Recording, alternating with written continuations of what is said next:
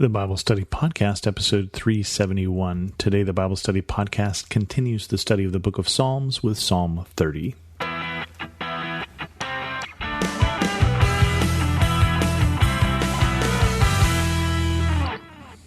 Welcome to the Bible Study Podcast. I'm your host, Chris Christensen.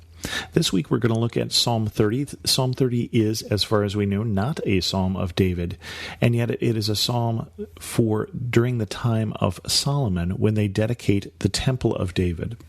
Now, it's interesting that they call it the Temple of David because, of course, David doesn't build the temple.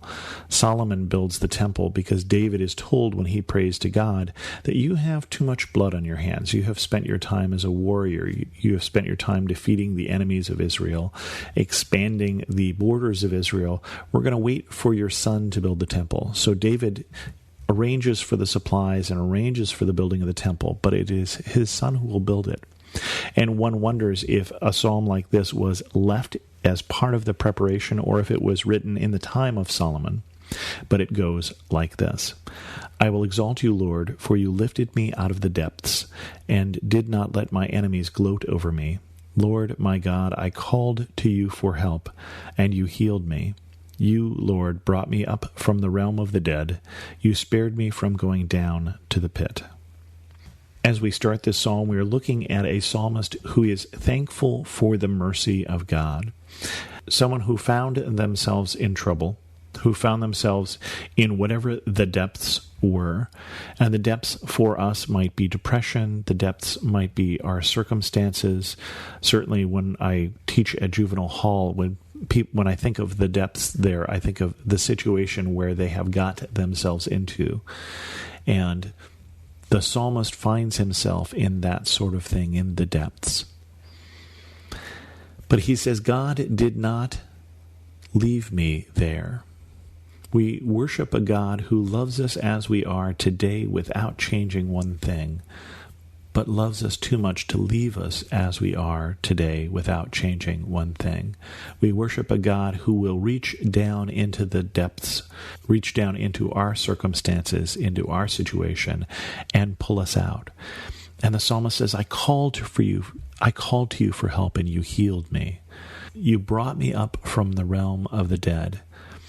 I think of the friends who have just heard that they now need a second round of chemo because the first round didn't work, or the relative who is looking at the fourth round, who is facing the realm of the dead.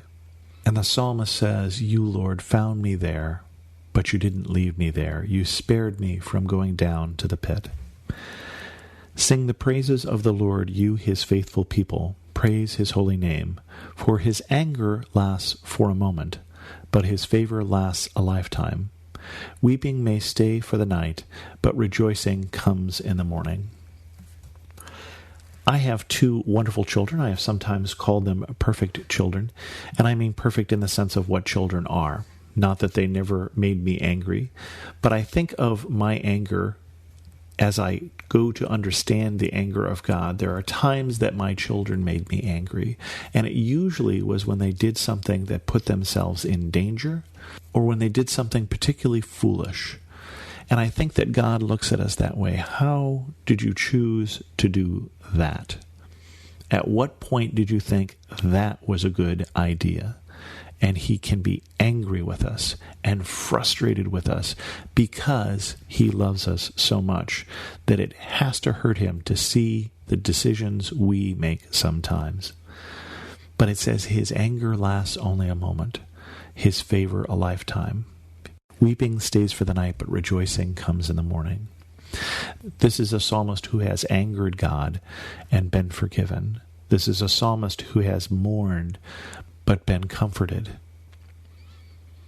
He goes on, when I feel secure, I said, I will never be shaken. Lord, when you favored me, you made my royal mountain stand firm. But when you hid your face, I was dismayed. To you, Lord, I called. To the Lord I cried for mercy. What is gained if I am silenced, if I go down to the pit?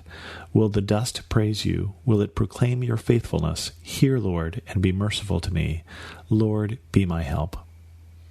And the psalmist is looking back on the time when he failed God. looking back in a time when he sinned. And the cry to God was, Lord, how much more you can be glorified if I am saved, if I survive. It's a wonderful bargain with God. I don't know that it will always work. I wouldn't suggest going into something with this as your exit strategy. But if you find yourself in the pit, if you find yourself in the dungeon, if you find yourself in the depths, certainly feel free to call out as the psalmist did, saying, Lord, I need mercy. And wouldn't it be better if you gave me mercy so that I can praise you as a merciful God? It worked for the psalmist, at least. Did you notice he talks about how wonderful it was when the Lord favored me, but when you hid your face, I was dismayed. The psalmist was taken aback because God had turned his favor from him. God had turned his face from him.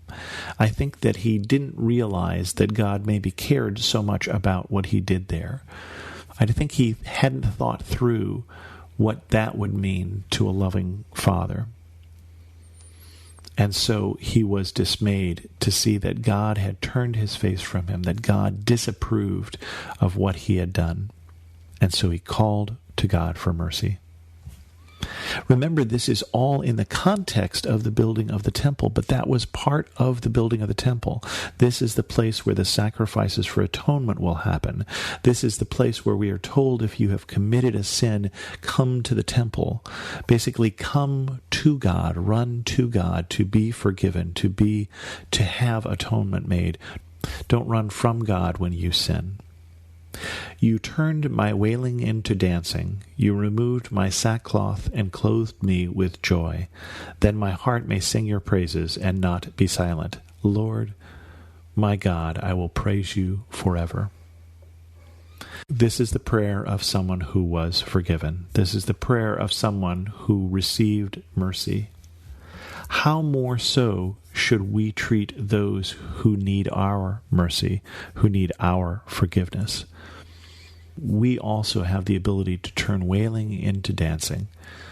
We have the ability to turn broken relationships into joy. And are called also not just to be those who are forgiven, those who have received mercy, but to be those who show mercy, to be those who are graceful. With that, we'll end this episode of the Bible Study Podcast. My prayer for you this week is that you will know the love and mercy of God, and that it will guide your actions, especially as you deal with those who need yours. If you have any questions, feel free to send an email to host@thebiblestudypodcast.com or leave a comment on this episode at thebiblestudypodcast.com. You can also follow me on Twitter at Chris2X, and as always, thanks so much for listening.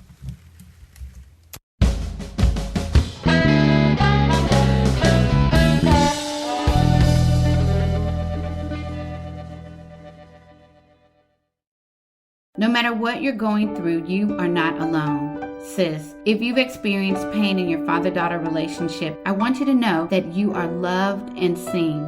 I'm Kia Stevens, host of the Hope for Women with Father Wounds podcast, and I created my show to help you exchange your father wounds for the love of God the Father. Join me for encouragement, wisdom, and scripture. Just search Hope for Women with Father Wounds on lifeaudio.com or wherever you get your podcast.